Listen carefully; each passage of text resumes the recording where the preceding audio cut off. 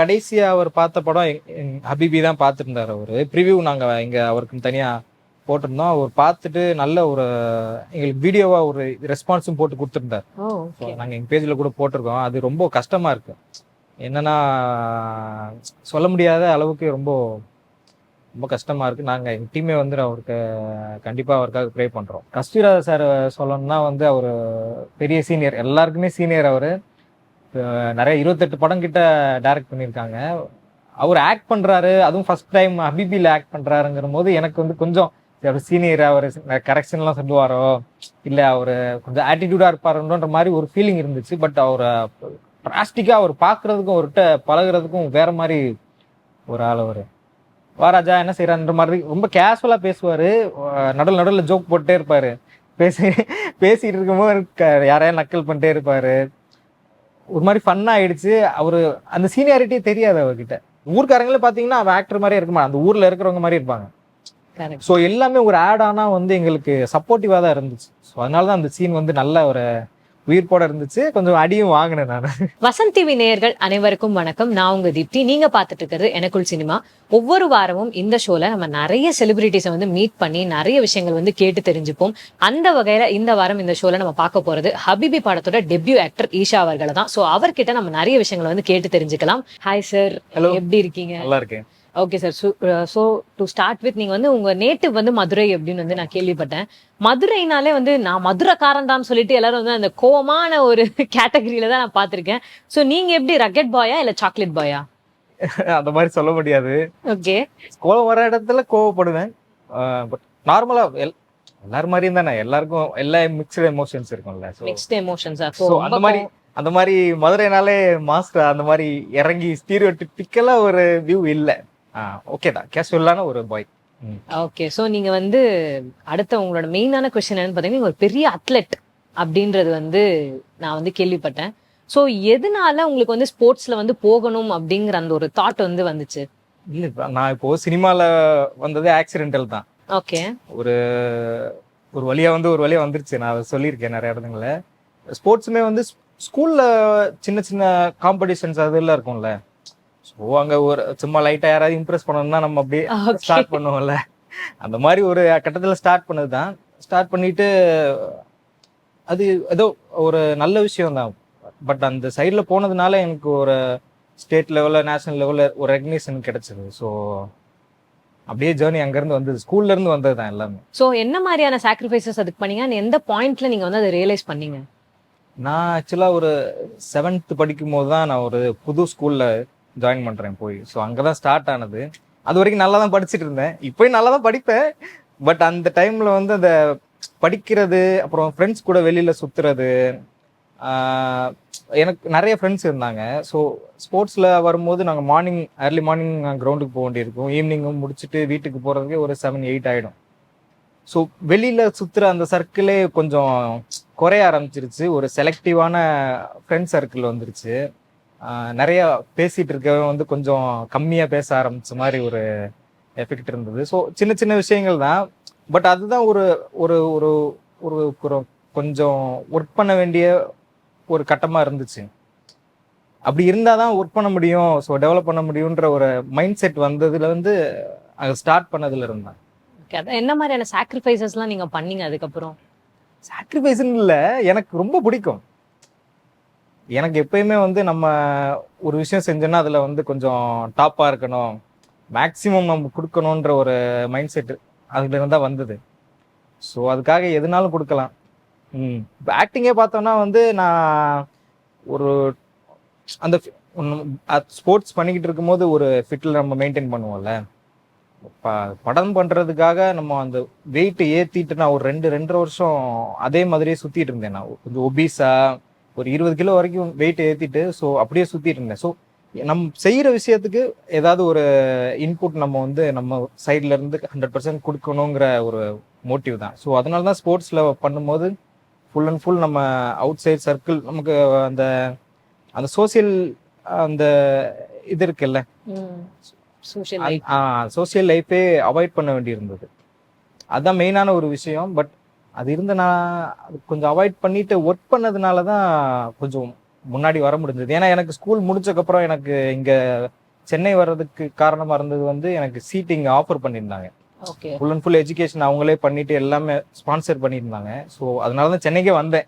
சென்னை வந்ததுனால தான் அப்படி சினிமாவில் வந்தது எல்லாமே. ஓகே. ஸோ நீங்க வந்து 2 வாட்டி Tamil Nadu state high jump championship வந்து வாங்கியிருக்கீங்க. அது உங்களுக்கு எப்படி ஃபீல் ஆகுது? அந்த மொமெண்ட் எப்படி இருந்துச்சு? லைக் உங்க ஹார்ட் ஒர்க் எல்லாத்துக்கும் வந்து ஒரு பே ஆஃப் கிடைச்ச மாதிரி இருந்திருக்கும். ஸோ அதை பத்தி ஷேர் பண்ணுங்க சார். நான் இப்போ அது புதுசா எனக்கு இல்லை. என்னன்னா வந்து ஒரு படி ஏறுற மாதிரி தான் இருந்தது. ஃபர்ஸ்ட் ஒரு நம்ம ஸ்கூல் லெவலில் பண்ணுறோம், அப்புறம் டிஸ்ட்ரிக்ட் வருது, டிவிஷனல் வருது, அப்புறம் ஸ்டேட் வருது, நேஷனல்ஸ் போகும்போது வந்து எனக்கு அந்த இதை எப்படி நம்ம ஃபீல் பண்ணுறது, இதை எப்படி எடுத்துக்கிறதுனே தெரியல. பட் அந்த அந்த அந்த டிரான்சிஷன், அந்த எக்ஸ்பீரியன்ஸ் வந்து எனக்கு அடுத்து காலேஜில் வந்து ரொம்ப யூஸ்ஃபுல்லாக இருந்துச்சு.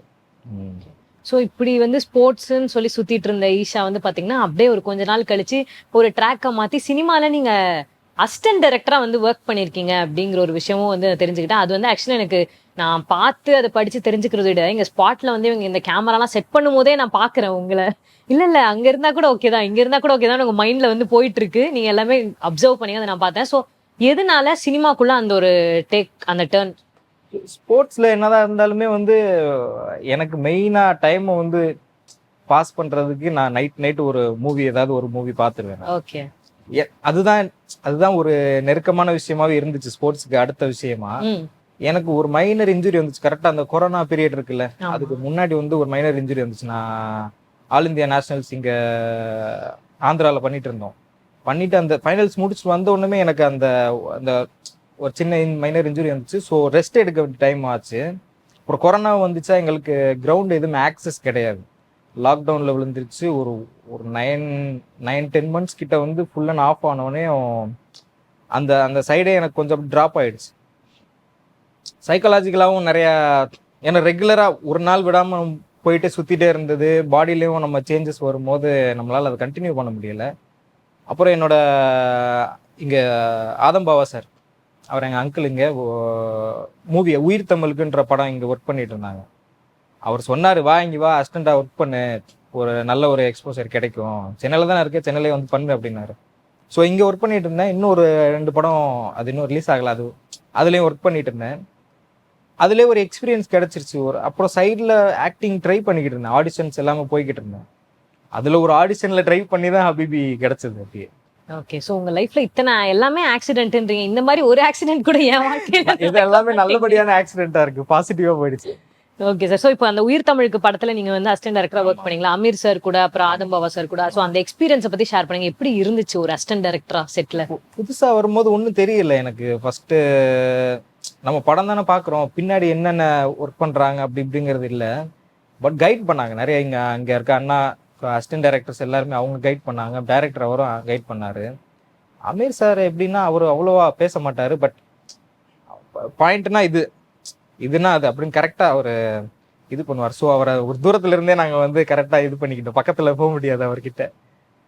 நல்ல ஒரு எக்ஸ்பீரியன்ஸ் தான். பட் அங்க இருந்து ஒர்க் பண்ண ஒரு இதுதான் எனக்கு ஆக்டிங்ல வந்து கொஞ்சம் ஈஸியா இருந்துச்சு. ஏன்னா அந்த கேமரா ஃபியரா இருக்கட்டும், அப்புறம் இந்த ஸ்டோரியை அனலைஸ் பண்ணிட்டு அதை எப்படி ப்ரெசென்ட் பண்றதுங்கிற விஷயமா இருக்கட்டும், அது கொஞ்சம் ஸ்டடி பண்ற போது ஈஸியா இருந்துச்சு. ஓகே. பட் நீங்க ஒரு அசிஸ்டன்ட் டைரக்டரா அந்த லைஃப் வாழும்போது என்னைக்காச்சும் நம்ம பேசாம ஸ்போர்ட்ஸ்லயே இருந்திருக்கலாமோ அப்படின்னு இல்ல நிறைய ஃபீல் பண்ணிட்டு இப்போ எனக்கு அதுதான் ஆசை. எதனால அப்படி என்ன நடந்துச்சு நீங்க அப்படி நினைக்கிற அளவுக்கு? அது அது என்னன்னா அது ஒரு டிவைனான ஃபீலிங். அது எக்ஸ்பிளைன் பண்ணவே முடியாது உங்களால. நீங்க வந்து நீங்களா ஒரு எஃபோர்ட் போட்டு நீங்க ஒர்க் பண்ணி அதுக்குன்னு தனியா டைம் ஸ்பெண்ட் பண்ணி டயட் இருந்து அதுக்கு நீங்க இப்போ ஒர்க் அவுட் பண்ணி அதை பிளான் பண்ணி ஃபுல் அண்ட் ஃபுல் 100% உங்களோட எஃபர்ட் போட்டாதான் அது அந்த அவுட்புட்டே வரும். அதுவுமே நம்ம நினைக்கிற ரிசல்ட் வராது. ஸோ நீங்கள் அவ்வளோ இன்வால்வ்டாக இருக்கும் போது அது சப்கான்சியஸாகவே நீங்கள் அதுவாக தான் மாறிடுவீங்க அப்படியே. ஓகே. ஸோ இதுக்கப்புறம் நீங்கள் அப்படியே அடுத்த ஒரு ஆக்டராக வந்து போறீங்க. ஸோ ஃபர்ஸ்ட் ஹபிபி படத்தில் உங்களுக்கு அந்த கேஸ்டிங், அந்த ஆப்பர்ச்சுனிட்டி எப்படி கிடைச்சது? இங்கே அசிஸ்டண்டாக ஒர்க் பண்ணிட்டு இருக்கும்போது தான் அஸ்லாம் சார்ன்னு சொல்லிட்டு இங்கே குப்பை கதை டைரக்ஷன் ப்ரொடக்ஷன் பண்ணிட்டு இருந்தாங்க சார், பண்ணிட்டு இருந்தாங்க. அவர் மூலியமாக தான் தெரியும். அவர் தான் நிறைய இடங்களை சொல்லுவார் இங்கே ஆடிஷன் பண்ணுறாங்கன்னு. அவர் சொல்லி நிறைய இடங்களுக்கு போய் பார்த்துருக்கேன். இங்கே மீரா கதிரவன் சாரை வந்து ஆல்ரெடி அவள் பெயர் தமிழரசி, விழித்திரன் 2 படம் பண்ணியிருக்காங்க. 3வது படம் பண்ணுறாங்க.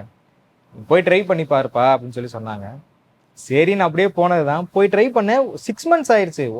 ஆடிஷன் முடிஞ்சுட்டு என்னை கூப்பிடல. நான் சரி அதுவும் எப்பயும் போல் போயிடுச்சு போல் இருக்கு, நம்ம அடுத்த வேலையை பார்ப்போம்னா அடுத்த ப்ராஜெக்ட் ஒர்க் பண்ணிட்டு இருந்தேன்.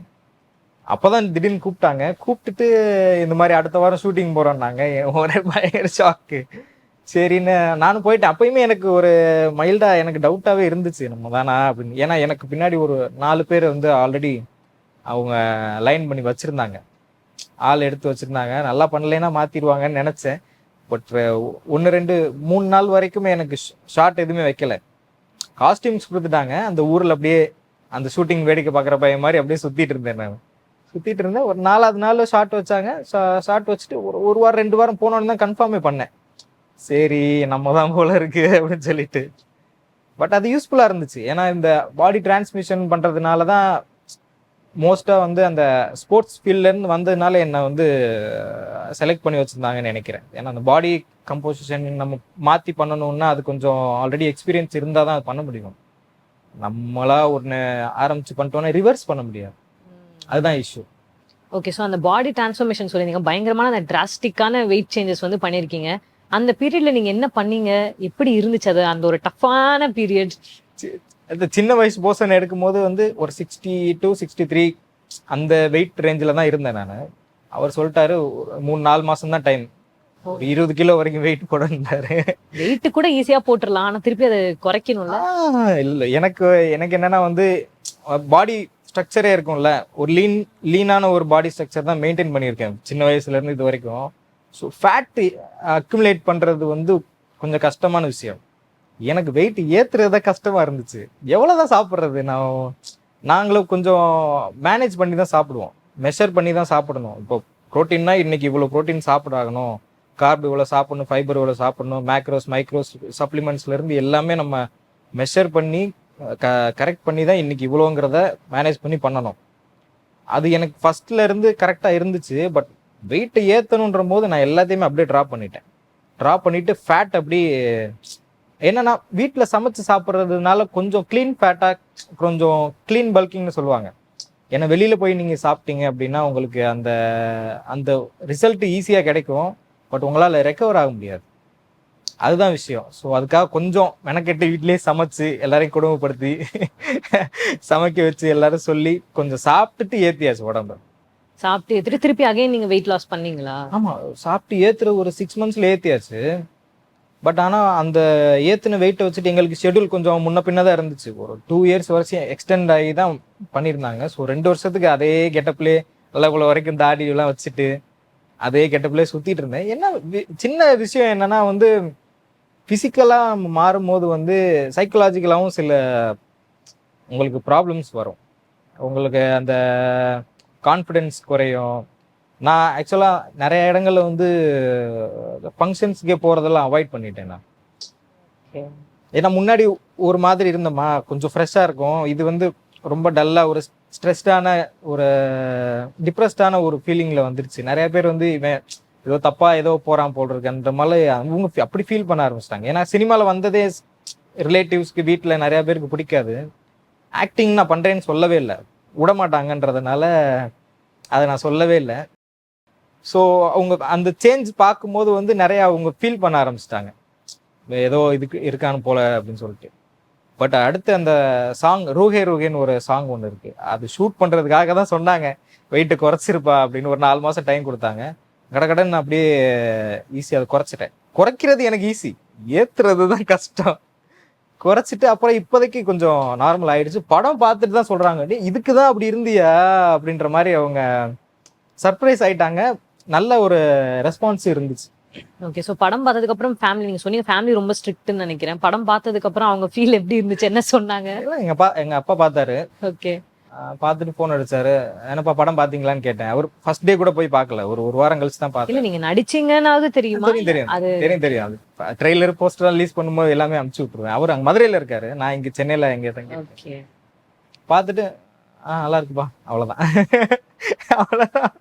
அவ்வளோதான் ஒரு ரியாக்ஷனு. அது அவர் சொன்னது அது பெரிய விஷயம். ஏன்னா அவருக்கு நான் ஸ்போர்ட்ஸ் பண்ணிட்டு இருக்கும் போது தான் அவருக்கு நான் செல்லப்பிள்ளை ஃபேவரேட்டாக இருந்தேன் நான். அது ஒரு விஷயம், அது அப்படியே இருக்கு இப்போ. ஓகே, மற்றபடி வீட்டில் எல்லாருமே ஓகே தான்? நீங்க இந்த படம் பார்த்ததுக்கு அப்புறம் ஆக்சுவலி வந்து வெற்றிமாறன் சார், மாரி செல்வராஜ் சார், சுதா கோங்கரா மேம், அப்புறம் அமீர் சார்லாம் கூட வந்து பயங்கரமா வந்து எல்லாருமே வந்தாங்க. இப்ப ஆடியோ லான்ச்சுக்கே பாத்தீங்கன்னா ஒரு 30-40 டைரக்டர்ஸ் வந்திருந்தாங்க. எல்லாருமே சீனியர் டைரக்டர். நம்ம பார்த்து நம்ம வந்து என்னடா இப்படி படம் எடுக்கிறாங்கன்ற மாதிரி ஃபீல் பண்ண எல்லா டைரக்டருமே அங்க வந்திருந்தாங்க. அது ரொம்ப ஸ்பெஷல். ஏன்னா வேற எந்த படத்துக்குமே இந்த அளவுக்கு ஒரு சினிமால இருந்து வந்து இவ்வளவு சப்போர்ட் கொடுத்தது கிடையாது. பட் அவங்க ஒரு கிராஃப்டை வந்து அவங்க சினிமாவை எவ்வளோ லவ் பண்ணுறாங்க, எவ்வளோ நேசிக்கிறாங்கன்றது வந்து அவங்களோட அந்த அந்த ஆடியோ லான்ச்சுக்கு வந்து அவங்க அவங்க இன்வால்வ் ஆனதே சொல்லுது. அந்த அளவுக்கு அவங்க சினிமாவை நேசிக்கிறாங்க. நல்ல படங்களை சினிமாவில் இருக்கிறவங்களே வந்து வெளியில் கொண்டு வராங்க, அதுக்கு சப்போர்ட் பண்ணுறாங்கன்றது பெரிய விஷயமா இருந்துச்சு. நிறைய பேர் எனக்கு பர்சனலாக கால் வேற பண்ணியிருந்தாங்க. நிறைய பெரிய பெரிய டேரக்டர்ஸ் எல்லாமே கால் பண்ணியிருந்தாங்க, மெசேஜ் அனுப்பிச்சிருந்தாங்க. ஆக்டிங்காக தான் சொல்லியிருந்தாங்க. ஃபர்ஸ்ட் படம் பண்ற மாதிரி இல்லை, நல்லா பண்ணியிருக்கப்பான்ற மாதிரி சொல்லியிருந்தாங்க. நல்ல ப்ராஜெக்ட்ல சிக்கியிருக்கேன், நெக்ஸ்ட் பண்ணும்போது இன்னும் பெட்டரா பண்ணு அப்படின்னு. அடுத்தடுத்த ப்ராஜெக்ட் இன்னும் நல்ல ப்ராஜெக்டா பண்ணு, வேற எங்கேயும் டைவர்ட் ஆயிடான்ற மாதிரி அட்வைஸ் கொடுத்தாங்க. ஸோ அது ஒரு ஹாப்பி தான். அது ரொம்ப இந்த மாதிரி நான் நினைச்சு கூட இப்பவுமே என்னால் நம்ப முடியல. ஸோ அந்த லெவலுக்கு தான் இருக்கு. ஓகே. ஈவன் பாக்யராஜ் சார் கூட உங்ககிட்ட பேசினதா, மீன்ஸ் அப்ரிஷியேட் பண்ணதா ஆமா, வந்து அவர் படம் சொன்னாங்க. என்ன சொன்னாரு? லாஸ்டா கடைசியா அவர் பார்த்த படம் ஹபிபி தான் பார்த்துருந்தாரு. அவரு ப்ரிவியூ நாங்க இங்க அவருக்கு தனியா போட்டிருந்தோம். அவர் பார்த்துட்டு நல்ல ஒரு எங்களுக்கு வீடியோவா ஒரு ரெஸ்பான்ஸும் போட்டு கொடுத்துருந்தார். ஓ, ஸோ ஓகே. நாங்கள் எங்கள் பேஜில் கூட போட்டிருக்கோம். அது ரொம்ப கஷ்டமா இருக்கு. என்னன்னா சொல்ல முடியாத அளவுக்கு ரொம்ப ரொம்ப கஷ்டமா இருக்கு. நாங்கள் எங்கள் டீமே வந்து அவருக்கு கண்டிப்பாக அவருக்காக ப்ரே பண்ணுறோம். Sure sir. ஓகே, நீங்க வந்து இந்த படத்துல ஆக்ட் பண்ணீங்க. ஸோ அந்த ஃபர்ஸ்ட் ஷாட் இருக்கும்ல, அடுத்து நீங்க சொன்னீங்க ஒரு 2-3 நாள் நான் சும்மா காஸ்டியூம் போட்டு சுத்திட்டு இருந்தேன், நம்மள எதுக்குடா கூப்பிட்டாங்கன்னு தெரியல, அதோட திடீர்னு கேமரால நிக்க வச்சு நீதான்ப்பா ஹீரோ அப்படின்னு சொன்னதும் அந்த ஃபர்ஸ்ட் ஷாட் வைக்கும்போது உங்களுக்கு எப்படி இருந்துச்சு? கொஞ்சம் நர்வஸாக தான் இருந்துச்சு. பட் ஏன்னா நான் கேமராக்கு பின்னாடி வேலை செஞ்சுருக்கோம். பட் கேமராக்கு முன்னாடி நம்ம இருந்து பண்றதுங்கிறது புதுசு. பட் ஒரு சின்ன ஒரு ஸ்பார்க் இருந்துச்சு, பண்ணிடணும் அப்படின்ற மாதிரி. அது அப்படியே கொஞ்சம் மேனேஜ் பண்ணிட்டேன். ஃபர்ஸ்ட் 2 நாள் கொஞ்சம் ஒரு சிக்கல் இருந்துச்சு, ஒரு லைட்டா ஒரு கான்சியஸ்ல ஒரு சின்ன ஒரு ஹெசிடேஷன் இருந்துச்சு. பட் என்னன்னா கேமரா டீம் வந்து அந்த அளவுக்கு நியூ ஃபேஸ் மாதிரி என்னை ட்ரீட் பண்ணல. அவங்க ரொம்ப ஃப்ரெண்ட்லியா இருந்தாங்க. இப்போ மகேஷ் முத்துசாமி சார் தான் கேமரா பண்ணியிருக்காங்க.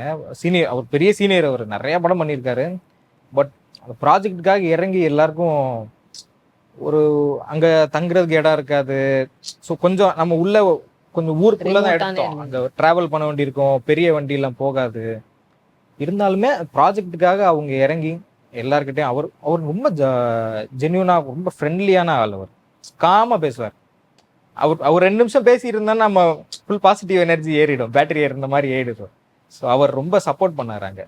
Okay sir. ஸோ இப்போ வந்து படம் நிறைய பேர் வந்து பார்த்துட்டு இருக்காங்க, நிறைய ரெஸ்பான்ஸ் இருக்கு, சூப்பரான ரெஸ்பான்ஸே இருக்கு. அதை தாண்டி பார்க்காதவங்களுக்கு ஜஸ்ட் இந்த படம் எதை பத்தின ஒரு கதைன்றது மட்டும் ஆடியன்ஸ்க்காக நீங்க சொன்னீங்கன்னா நல்லா இருக்கும்.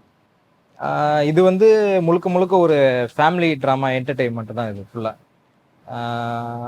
ஹியூமன் எமோஷன்ஸ் தான். உங்களுடைய ஒவ்வொருத்தர் இது அப்பா நம்ம இந்த படத்தை பார்க்கும்போது நம்ம அப்பாவை நினைச்சு பார்ப்போம், அம்மாவை நினைச்சு பார்ப்போம், நம்ம தங்கச்சி, நம்மளுடைய சித்தப்பா, சித்தி, பசங்க எல்லாருமே நம்ம நினைச்சு பார்ப்போம். ஒரு கூட்டு குடும்பமா, ஒரு ஃபேமிலியா அந்த ஸ்ட்ரக்சரை வந்து மெயின்டைன் பண்றதுக்காக ஒரு ஒரு ஒரு அவங்களுடைய ஸ்லைஸ் ஆஃப் லைஃப் தான் அந்த படம்.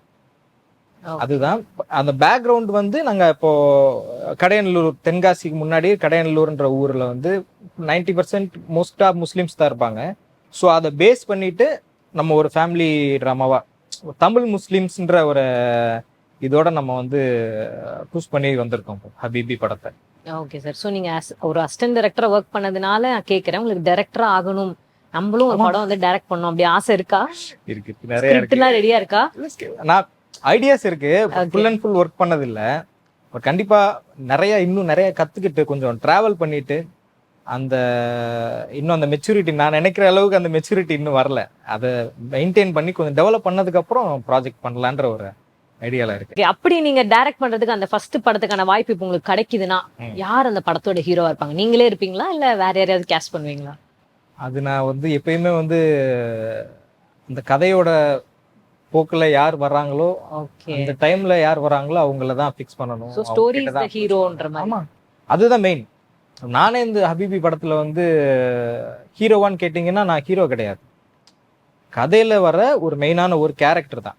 ஸோ கதையில இருக்கிற ஒரு மெயின் கேரக்டர், நம்ம அதுக்கு ஃபுல்லா நம்ம அந்த கதைக்கு ஜஸ்டிஸ் பண்ற அளவுக்கு நம்ம ஒரு ஒர்க் பண்ணியிருக்கோம், அவ்வளவுதான். ஸோ ஹீரோங்கிற அந்த லைன்லயே நான் திங்க் பண்ணல அதை பத்தி. ஓகே. சோ நீங்க அதே மாதிரி யாரு கூட இவங்க கூட நம்ம லைஃப்ல ஒரு டைம் ஆவது ஒரு ஸ்கிரீன் ஷேர் பண்ணிடணும்டா, ஒரு சின்ன சீன் வந்துடணும் அப்படின்னா அது யாரு கூடன்னு சொல்லுவீங்க? ஆப்வியஸா தலைவர் தான். தலைவர் கூட ஒரு ஒரு 0.5 செகண்ட்ஸ் அப்படி கிராஸ் ஆகி போனா கூட போதும் எனக்கு. சூப்பர். அப்படி சும்மா பேக்ரவுண்ட் எனக்கு கிராஸ் பண்ணி வச்சிட்டா கூட போதும், லைஃப் டைம் செட்டில்மெண்ட்றான்றீங்க. Okay sir. இப்போ நீங்க வந்து நடுவுல சொல்லியிருந்தீங்களே, இப்போ ஒரு ஆக்டர் ஆகணும்னா வந்து ப்ராப்பரா டயட் ஃபாலோ பண்ணும், அது இருக்கணும், ஒர்க் அவுட் பண்ணணும், எல்லாமே பண்ணும். பட் இப்போ உங்களுக்குமே தெரியும், cinema is an uncertain field, ஒரு சர்டைனிட்டியே இல்லை அதுல. ஸோ அப்படி இருக்கும்போது நிறைய பேர் இப்போ வந்து இன்னும் இப்போ சினிமான்றது வந்து முன்னாடி வந்து எங்கேயா ஒரு ஊர்ல ஒரு 2 பேர் 3 பேர், இப்போ தெருக்கு 10 பேர் நான் டேரக்டர் ஆக்டர்னு சொல்லி வந்துடுறாங்க. பட் அது சர்டைனான ஃபீல்டும் கிடையாது. ஸோ அதை பத்தி நீங்க உங்களோட ஒப்பீனியன் என்ன? லைக் அப்கமிங் டைரக்டர்ஸோ இல்லை ஆக்டர்ஸோ என்ன மாதிரி விஷயங்கள் அவங்கள சுத்தி அவங்க ரெடி பண்ணிக்கணும்? ஏன்னா ஃபினான்ஷியல் சப்போர்ட் இருக்கிறவங்க தே ஆர் ஆல் ஃபைன், அவங்களால எல்லாமே பண்ண முடியும். பட் அந்த மாதிரி சப்போர்ட் இல்லாம லைக் அவங்க தான் த பிரெட் வினர் ஆஃப் தேர் ஃபேமிலின்னு இருக்கிறவங்க வந்து இந்த ஃபீல்டுக்கு வந்தா எப்படி சர்வை பண்ணலாம் என்னன்றது நீங்க? இல்ல, அது எப்பயுமே உங்களுக்கு நீங்க ஒரு பேக்கப் இல்லாம வீட்டுல இருக்கவங்கள உங்களோட இன்ட்ரெஸ்ட்டுக்காக நீங்க கஷ்டப்படுத்தக்கூடாது. ஃபர்ஸ்ட் ஆஃப் ஆல் நீங்க ஸ்டடீஸ் நீங்க முடிச்சிடணும். ஏன்னா இப்போ என்ன பாத்தீங்கன்னா, நான் ஃபர்ஸ்ட் பிஏ இங்கிலீஷ் முடிச்சேன். இப்போ நான் படம் பண்ணிட்டு இருக்கும் போதே சைட்ல நான் லா டிகிரி முடிச்சுட்டு இப்போ நான் இது சர்டிஃபை பண்ணிட்டேன்னா நான் ப்ராக்டிஸ் பண்ணலாம். ஸோ அந்த லெவலுக்கு என்னுடைய செகண்ட் ப்ரொஃபஷனை வந்து நான் ரெடி பண்ணி வச்சுக்கிட்டேன். ஸோ எப்பயுமே உங்களுக்கு பேக்கப் இருந்தால் தான் நீங்கள் மூவ் பண்ணணும். இல்லைன்னா நம்மளுடைய விருப்பத்துக்காக மற்றவங்களை எது கஷ்டப்படுத்தணும். ஸோ அது பண்ணக்கூடாதுன்னு நான் ஃபீல் பண்ணுறேன்.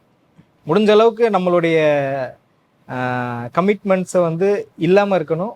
இருந்துச்சுன்னா நம்ம அவங்கள சேவ் பண்ணிக்கணும், அவ்வளோதான். Super sir. இப்போ உங்களோட ஃபிட்னஸ்க்கு எதனா ஒரு டிப்ஸ் சொல்லுங்களேன். எப்படி நினைச்சா உடம்பு ஏத்துறீங்க, நினைச்சா உடம்பு இறக்குறீங்க, என்ன பண்ணுவீங்க?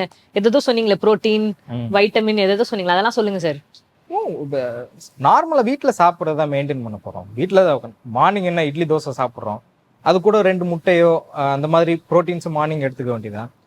நடுவில் நட்ஸ். அப்புறம் மேக்சிமம் நான் வந்து என்ன பண்ணுவேன்னா, அந்த டீப் ஃப்ரைட் ஃபுட்ஸ் இருக்குல்ல, டீப் ஃப்ரைட் ஃபுட்ஸாக இருக்கட்டும், அப்புறம் ஸ்வீட்டாக இருக்கட்டும், ரெண்டையுமே அவாய்ட் பண்ணிட்டு வெளியில சாப்பிட்றத நம்ம கட் பண்ணிட்டோம்னாலே நமக்கு நார்மலாக உங்களோட டிராஸ்டிக்காக உங்களுடைய ஃபேஸ்லேயே உங்களுக்கு அந்த சேஞ்சஸ் தெரியும்.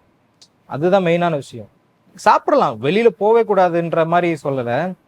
ரெகுலரா வெளியில சாப்பிட்றாங்கல்ல, அது ரொம்ப பேட் ஹேபிட். ஸோ ஜென்ரலா வந்து ஹிந்து ட்ரெடிஷன்ஸ்க்கும் முஸ்லீம் ட்ரெடிஷன்ஸ்க்கும் வந்து ரொம்ப நிறைய வித்தியாசம் இருக்கும். ஸோ நீங்க எப்படி வந்து அதை அடாப்ட் பண்ணிக்கிட்டீங்க ஆன் ஸ்கிரீன்ல? அது நம்ம வெளியில இருந்து பாக்குறதுனால அது அப்படி தெரியல. நீங்க படத்திலே பாத்தீங்கன்னா ஒரு கல்யாணமா இருக்கட்டும், அந்த அப்புறம் இறப்புல அந்த பண்ற சடங்குகளா இருக்கட்டும், எல்லாமே சின்ன சின்ன மைனரான விஷயங்கள் தான். அவங்களுடைய அந்த சின்ன மைனரான விஷயங்கள் தான் கொஞ்சம் சேஞ்சஸா இருக்கும். பட் நார்மலா லைஃப் ஸ்டைல் வந்து அவங்கன்னு பிரிக்கிற மாதிரி இருக்காது. எல்லாம் நார்மலா எல்லாரும் நம்மளுடைய இன்னொரு ஃபேமிலி மாதிரி தான் இருப்பாங்க அவங்க. ஸோ அது அவ்வளோ டிராஸ்டிக்கான சேஞ்சஸ் இல்லை. சின்ன சின்ன வார்த்தைகள் உங்களுக்கு மாறுற மாதிரி இருக்கும். நீங்க படத்துல பாத்தீங்கன்னா ஒரு சில வார்த்தைகளுக்கெல்லாம் கீழே நம்ம வந்து சப்டைட்டில்ஸ் போடுற மாதிரி தனியா தமிழ்ல அதுக்குன்னு போட்டிருப்பாங்க. ஸோ அந்த விஷயங்கள் தான் கொஞ்சம் சேஞ்சஸா இருக்கும். பட் ரெகுலரான பீப்புள் தான், நம்ம எல்லாருமே ஒரே மாதிரி சேம் தான். ட்ரெய்லர்ல வந்து நான் ஒரு சீன் பார்த்துருந்தேன், அந்த குடத்துக்குள்ள வந்து சோப் போடுற சீன். அது எதுவும் ட்ரெடிஷனாகவும் முஸ்லிம்ஸ்ல இல்ல, அது ஜஸ்ட் ஒரு மித்தா ஃபிலிம்காக? ஜஸ்ட் அது ஒவ்வொரு ஊர்லயுமே ஒவ்வொரு விஷயம் இருக்கும். என்னன்னா இப்போ படம் வந்து நீங்க ஸ்டார்ட் பண்ணும்போது ஒரு 1980s தான் ஸ்டார்ட் ஆகுது. அந்த டைம்ல கொஞ்சம் ஸ்ட்ரிக்டா இருக்கும். இன்னைக்கு பசங்கள் பொண்ணுங்களும் பழகுற மாதிரி அன்னைக்கு அந்த விஷயம் இருக்காது. ஸோ தூரத்துல இருந்தா நீங்க லவ் பண்ற மாதிரி இருக்கும். நீங்க லவ் சொல்லணும்னாலே ஏதாவது ஒரு விஷயத்த மூலியமா அவங்களுக்கு இண்டிகேட் பண்ணணும். ஸோ அந்த பழக்கம் ஒன்று இருக்கு. அவங்க குடத்துல போய் சோப் போடும்போது நான் வந்து உன் மேல இன்ட்ரெஸ்டடா இருக்கேன் அப்படிங்கிற மாதிரி அவங்களுக்கு இண்டிகேட் பண்ற மாதிரி ஒரு விஷயம். ஸோ அதுதான் அதுல பண்ணியிருக்கோம். பட் அது நல்ல பியூட்டிஃபுல்லா வந்திருக்கு. ஏன்னா அந்த பொண்ணு கூட அந்த கனெக்ட் பண்றதுக்காக அவன் ஏங்குறதா இருக்கட்டும், அப்புறம் அங்கிருந்து டிராவல் பண்ணிட்டு அவன் மாட்டிக்கிறதா இருக்கட்டும், அதுமே நல்ல டிஃப்ரெண்டான ஒரு லவ் லைனா இருந்துச்சு அது. Okay sir. ஸோ இந்த படத்துல வந்து நீங்க Malavika ma'am and Kasthuri Raja sir கூடலாம் ஒர்க் பண்ணிருக்கீங்க. ஸோ அந்த எக்ஸ்பீரியன்ஸ் பத்தி சொல்லுங்க. அவங்க கூட ஒர்க் பண்ணது எப்படி இருந்துச்சு? மாளவிகா வந்து ஆக்சுவலா அவங்களுக்கு ஃபர்ஸ்ட் படம் பிபி தான் தமிழ்ல ஃபர்ஸ்ட் படம். பிரகாஷன் பறக்கட்டேன்னு மலையாளத்துல ஒரு படம் பண்ணியிருந்தாங்க. ஹபீபி பண்ணிட்டு இருக்கும் போது தான் ஜோ, அப்புறம் ஜோ முடிஞ்சதுக்கப்புறம் ஆண் பாவம் பொல்லாதது, அப்புறம் தெலுங்குல வந்து ஓபாமான்னு ஒரு படம் ஒன்று பண்ணியிருந்தாங்க. முடிச்சுட்டு அவங்க கடகடன்னு போயிட்டாங்க அப்படியே பறந்து. பட் நார்மலா அவங்க ஸ்டார்ட் பண்ணும்போது வந்து நம்ம படத்தெல்லாம் பண்ணாங்க. பயங்கரமான ஒரு ஆக்ட்ரஸ் அவங்க. என்னதான் அவங்க சின்ன வயசுல இருந்தாலுமே சார் சொல்றது, டேரக்டர் சார் சொல்றத வந்து அப்சர்வ் பண்ணிட்டு பட்டு பட்டுன்னு அடிப்பாங்க. ஏன்னா அவங்க டைலாக்ஸும் கிடையாது, அவ கண்ணுலயே அப்படியே ஒரு ரியாக்ஷன்லேயே க்ளோஸ் பண்ணிட்டுருவாங்க அவங்க. கஸ்தூரிராஜா சார் சொல்லணும்னா வந்து அவர் பெரிய சீனியர், எல்லாருக்குமே சீனியர் அவர். நிறைய 28 படம் கிட்ட டைரக்ட் பண்ணியிருக்காங்க. அவர் ஆக்ட் பண்றாரு, அதுவும் ஃபர்ஸ்ட் டைம் ஹபிபில ஆக்ட் பண்றாருங்கிற போது எனக்கு வந்து கொஞ்சம் அவர் சீனியர், அவர் கரெக்ஷன்லாம் சொல்லுவாரோ இல்ல அவர் கொஞ்சம் ஆட்டிடியூடா இருப்பாருன்ற மாதிரி ஒரு ஃபீலிங் இருந்துச்சு. பட் அவர் பிராஸ்டிக்கா அவர் பார்க்கறதுக்கும் அவர்கிட்ட பழகுறதுக்கும் வேற மாதிரி ஒரு ஆள். அவர் வாராஜா என்ன செய்யறான்ற மாதிரி ரொம்ப கேஷுவலா பேசுவாரு. நடுவில் நடுவில் ஜோக் போட்டே இருப்பாரு.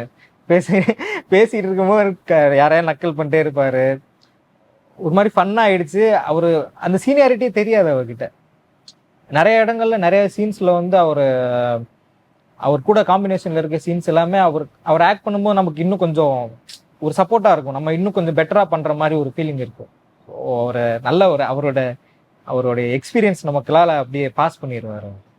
ஓகே, ஸோ அதுல அந்த படத்துல தான் அந்த ஆக்சுவலி அந்த வீவர்ஸ் கம்யூனிட்டி தானே, அந்த வீவிங், அந்த ஹேண்ட்லூம் அதெல்லாம் வந்து இருக்கும். ஸோ அதெல்லாம் நீங்க எப்படி போய் கத்துக்கிட்டீங்களா? அதெல்லாம் ஃபுல் அண்ட் ஃபுல் கேரி பண்றது வந்து எங்க அப்பா, அந்த யூசுப் பாய் கேரக்டர் கஸ்தூரிராஜா சார் தான். அங்கேயுமே ஆக்சுவலா நாங்க தேடி இது பண்ணதுதான். ஆர்ட் டிபார்ட்மெண்ட் பெரிய பெரிய சப்போர்ட்டா இருந்தாங்க. அவங்க தான் ஊர்ல இறங்கி தேடி சின்ன சின்ன ஐட்டங்கள்லாம் கிடைக்காது உங்களுக்கு. அந்த நூல் இது பண்றதுலாம் இன்னைக்கு கிடையாது உங்களுக்கு. ஃபுல் அண்ட் ஃபுல் மெஷின்ஸ் வந்துருச்சு. நீங்க அதை ரெடி பண்றதே கொஞ்சம் கஷ்டமா இருந்துச்சு. பட் இப்போ பழைய ஆட்கள் அவங்க ஆல்ரெடி பண்ணிட்டு இருந்தவங்க ரெஃபரன்ஸ்ல இருந்து அவங்க ஆல்ரெடி வச்சிருந்தது தேடி பிடிச்சி வாங்கிட்டு வந்து அதை ஃபிக்ஸ் பண்ணி பண்ணாங்க. அது ஆர்ட் டிபார்ட்மெண்ட் வந்து ரொம்ப பயங்கரமான ஒரு ஒர்க் பண்ணியிருந்தாங்க. மேக்ஸிமம் அது பண்றது எல்லாமே அவங்க தான் பண்ணியிருப்பாங்க. கஸ்தூரிராஜா சார் அதை கத்துக்கிட்டாங்க. கஸ்தூரிராஜா சாரும் அப்புறம் சாச்சி கேரக்டர் சாலிகான்னு ஒருத்தவங்க பண்ணுவாங்க. ஸோ 2 பேரும் அதை கத்துக்கிட்டு பண்ணியிருந்தாங்க. அது நல்ல நல்ல ரியலிஸ்டிக்கா இருந்துச்சு. ஓகே சார், ஸோ இப்போ நீங்க சொன்னீங்க 4 years of that Abuthahir life, ஓகேவா? அந்த அபுதாஹிர் லைஃப் நீங்க வந்து வாழ்ந்துட்டு இப்போ உங்களால ஈஷாவா வந்து வாழ முடியுதா, இல்ல இன்னும் அந்த அபுதாஹிர் மோட்லயே தான் இருக்கிறீங்களா? கொஞ்சம் கொஞ்சம் வந்து போகுது. எனக்கு ஃபுல் அண்ட் ஃபுல் ரெக்கவர் ஆக முடியல.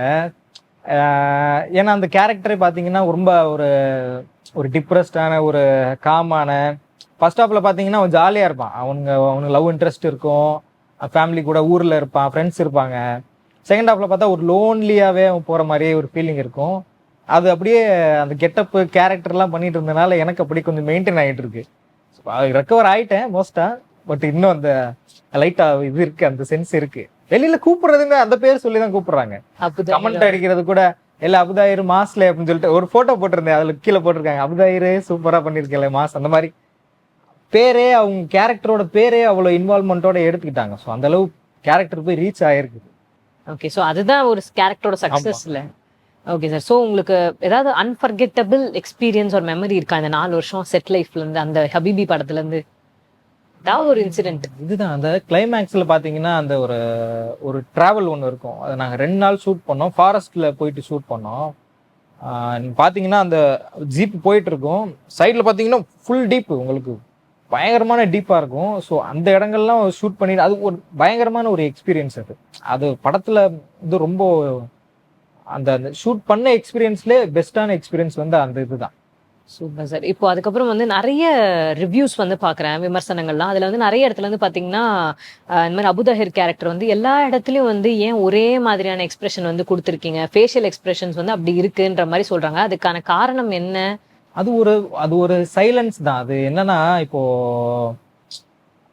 நாங்கள் மேக்ஸிமம் ட்ரை பண்ணது, நீங்கள் வேற ஒரு 2-3 சீன்ஸ் பார்த்தீங்கன்னா அதோட ரேஞ்ச் வேற மாதிரி இருக்கும். அதோட ரேஞ்ச் வேற மாதிரி இருக்கும், அதோட ஆக்ஷன்ஸ் எமோஷன்ஸ் வேற மாதிரி இருக்கும்.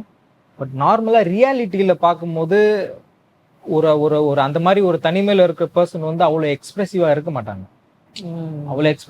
மாட்டாங்க. ஸோ எங்களுக்கு அந்த ரியாலிட்டியோட வேணுங்கிற ஒரு விஷயம் இருந்ததுனால மினிமலா ஒரு செய்கையோ ஒரு ரியாக்ஷனோ தான் நாங்கள் அது ட்ரை பண்ணி பண்ண விஷயம் தான். ஓகே. சோ இப்போ நீங்க இந்த படம் வந்து உங்களுக்கு டெபியூ இல்ல, அதுக்கு முன்னாடி நீங்க எதுவும் ஒர்க் பண்ணிருக்கீங்களா? ஆக்டிங் ட்ரைனிங் எடுத்திருக்கீங்களா? பண்ணிட்டு இருந்தேன். நான் சொல்லியிருந்தேன் ஆடிஷன்ஸ் எல்லாம் பண்ணிட்டு இருந்தேன், கிளாஸ் எல்லாம் போயிட்டு இருந்தேன். ஓ ஓகே. அப்புறம் இந்த படத்துக்குமே ஒர்க் ஷாப் பண்ணோம், நிறைய ஒர்க் ஷாப் பண்ணோம். அப்புறம் அங்கேயுமே டைரக்டர் சார் அங்க கரெக்டா எல்லாமே மோஸ்டா கைட் பண்ணிடுவாங்க. அவர் சொல்றத நம்ம செஞ்சா போதும்.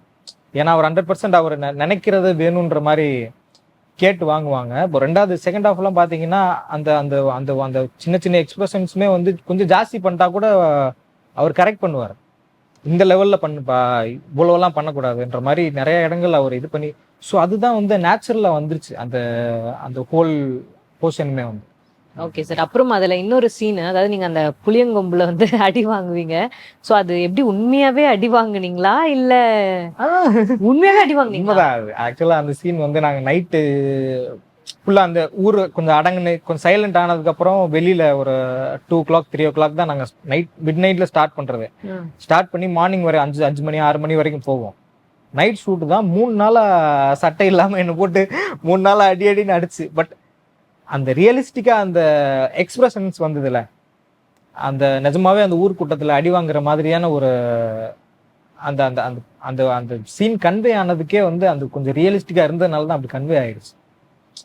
நல்லா இருந்து. ஏன்னா அந்த ஊருக்காரங்களுமே அதுல இருந்தவங்க நடிச்சவங்க மோஸ்டா படத்துல நடிச்சவங்க எல்லாருமே வந்து ஆர்டிஸ்ட் கிடையாது, அந்த ஊர்க்காரங்க தான். ஊர்க்காரங்க அங்க இருந்தவங்க. இந்த ஃப்ரேம் இங்க வந்து நிக்கிறீங்களா படம் எடுக்கிறோன்ற மாதிரி கூப்பிட்டு அவங்களும் வந்துருவாங்க. இன்வால்மெண்ட்டா அவ்வளோ ஒர்க் பண்ணி கொடுத்தாங்க. நார்மலா ஒரு விஷயம் இருக்கும்ல, முஸ்லீம்ஸ் ஏரியாக்குள்ள கேமரா எடுத்துட்டு போக முடியாதுன்ற மாதிரி ஒரு விஷயம் ஒன்று இருக்கும். பட் அங்க அப்படி இல்லை. அவங்க ஒரு நம்மளுடைய வாழ்வியல்ல நம்மளுடைய லைஃப் பத்தி எடுக்கிறாங்க, நல்லதா வரும்ன்ற மாதிரி அவங்க சப்போர்ட் பண்ணாங்க நிறைய இடங்கள்ல. ஸோ அவங்களோட நீங்க ஊர்க்காரங்களே பாத்தீங்கன்னா ஆக்டர் மாதிரியே இருக்குமா, அந்த ஊர்ல இருக்கிறவங்க மாதிரி இருப்பாங்க. ஸோ எல்லாமே ஒரு ஆட் ஆனா வந்து எங்களுக்கு சப்போர்ட்டிவா தான் இருந்துச்சு. ஸோ அதனாலதான் அந்த சீன் வந்து நல்ல ஒரு உயிர்ப்போட இருந்துச்சு. கொஞ்சம் அடியும் வாங்கினேன் நான். ஸோ பயங்கரமான அடி இப்போ வாங்கிருக்கீங்க 3 நாள் அதுவும். Okay sir. சார் அண்ட் அதுக்கப்புறம் அந்த படத்தோட லாங்குவேஜ் ஆக்சுவலி பாத்தீங்கன்னா அந்த 80s டைம்ன்றனால அந்த லாங்குவேஜே கொஞ்சம் ஒரு மாதிரி ஏதோ ஒரு தமிழ் ஒரு மாதிரியா இருந்துச்சு. அது எப்படி அந்த ஸ்லாங் நீங்க எப்படி கொண்டு வந்தீங்க, அந்த ஆக்சென்ட் எப்படி கொண்டு வந்தீங்க? இல்ல அது அங்க ஃபர்ஸ்ட் அந்த ஊர்ல போய் நாங்க ஒர்க் பண்ணதுதான். ஊர்ல போய் ஒர்க் பண்ணிட்டு அவங்க டயலாக்ஸ் கொடுத்தது அமீன் சார்ன்னு சொல்லிட்டு படத்தோட ரைட்டர், ஹபிபி படத்தோட ரைட்டர். அவர் சமரசம் பத்திரிகையில வந்து சிறுகதைகள் நிறைய புக்ஸ் எல்லாம் பண்ணியிருக்காங்க. ஒரு பெரிய ரைட்டர் அவரு. அவர் தான் ஹபிபிக்கு ஸ்டோரி எல்லாமே, அவர் டயலாக்ஸ் எல்லாமே அவர் தான் இது பண்ணது. ஓகே. ஸோ அவர் அந்த ஊர்க்காரர், அவர் கடையநல்லூர் தான். ஸோ அவரோட அந்த அவுட்புட் டயலாக்ஸ் கொடுக்கும் போதே நமக்கு அதை ப்ராக்டிஸ் பண்றது கொஞ்சம் ஈஸியா இருந்துச்சு. ஆனா என்ன விஷயம்னா ஷூட் பண்றது கொஞ்சம் ஈஸியா ஷூட் பண்ணிட்டோம், டப்பிங்ல தான் மாட்டிக்கிட்டோம். எனக்குமே கம்மியான டயலாக்ஸ் தான். பட் அதை கன்வே பண்றதுக்கு வந்து அங்க ஊர்ல இருந்து ஆள் வர வச்சு அவங்கள வந்து இந்த டயலாக்ஸ் பேச வச்சு அந்த ஸ்லாங்கை எடுத்து அதை மிமிக் பண்ணி தான் நாங்கள் பண்ண வேண்டி இருந்துச்சு. இன்னொன்று என்னன்னா அந்த டிரான்சிஷன் ஒன்று இருக்கும். நீங்கள் சின்ன வயசுல பார்த்தீங்கன்னா ஒரு வாய்ஸ் மெயின்டைன் பண்ண வேண்டி இருக்கும், சின்ன கொஞ்சம் கம்மியான ஏஜ் மாதிரி. நீங்கள் பெரிய வயசு போகும்போது அந்த பேஸ் வாய்ஸ் வர மாதிரி இருக்கும். ஓ, சோ 2 வாய்ஸுமே நீங்களே தான் பேசுவீங்க? ஸோ பேஸ் வாய்ஸ் வர மாதிரி இருக்கும். அந்த டிரான்சிஷனும் பண்ண வேண்டி இருந்துச்சு. அது நம்ம நார்மலாக நின்றுட்டு பேசும்போது ஒரு ரேஞ்சில் வரும், உட்காந்துட்டு பேசும்போது குனிஞ்சிட்டு அந்த அழுகிற சீன்லாம் பார்த்தீங்கன்னா நல்ல நல்ல உட்காந்துட்டு நம்ம நார்மலா நிஜமாவே அழுகிற மாதிரி அந்த அங்க ஆக்டிங்கும் சேர்ந்து பண்ணதுனால தான் ஒரு கொஞ்சம் ரியாலிட்டியா வந்துச்சு. ஸோ அது கொஞ்சம் ஒர்க் பண்ணி ஸ்லாங்குக்கு நாங்கள் மேஜரா அதுக்கு டைம் எடுத்து தனியா ஒர்க் பண்ணியிருக்கோம். ஏதாச்சும் ஒரு 2 டயலாக் அந்த ஸ்லாங்ல மறந்துட்டேன் நான். வேண்டாம். Okay sir. சோ உங்க அப்கமிங் ப்ராஜெக்ட்ஸ் பத்தி சொல்லுங்க. இதுக்கப்புறம் பயங்கரமான லைனப்ஸ் இருக்கும்னு தெரியும். நிறைய பேர் அப்ரோச் பண்றாங்க. நான் ஆக்சுவலா இப்போ 2 ப்ராஜெக்ட் கொஞ்சம் ஃபிக்ஸ் பண்ணி வச்சிருக்கேன். சீக்கிரமா ஸ்டார்ட் பண்ணுவோம். Okay sir. எங்க டீம்ல இருந்து உங்களுக்கு ஆல் தி பெஸ்ட்ன்ற விஷஸ் சொல்லிடுறோம். ரொம்ப தேங்க்ஸ். ரொம்ப அழகா இத்தனை நேரம் நிறைய விஷயங்கள் வந்து ஷேர் பண்ணிக்கிட்டீங்க. உண்மையாவே எனக்கும் வந்து ஆச்சரியமா தான் இருக்கு. ஏன்னா இப்போ எனக்கெல்லாம் எடுத்துக்கிட்டீங்கன்னா சாப்பிட்டா தூங்குறதுக்கு டைம் இல்ல, தூங்குனா சாப்பிட டைம் இல்ல. ஆனா நீங்க வந்து ஸ்போர்ட்ஸ், அசிஸ்டன்ட் டைரக்டர், ஆக்டர், லான்னு சொல்லி எல்லாமே பண்ணிட்டு இருக்கீங்க. எப்படின்னு எனக்கு தெரியல. 24 ஹவர்ஸ்ல இவ்வளவு பண்றீங்க. உண்மையாவே ரொம்ப ரொம்ப ரொம்ப கிரேட் சார். தேங்க்யூ. ரொம்ப நன்றி.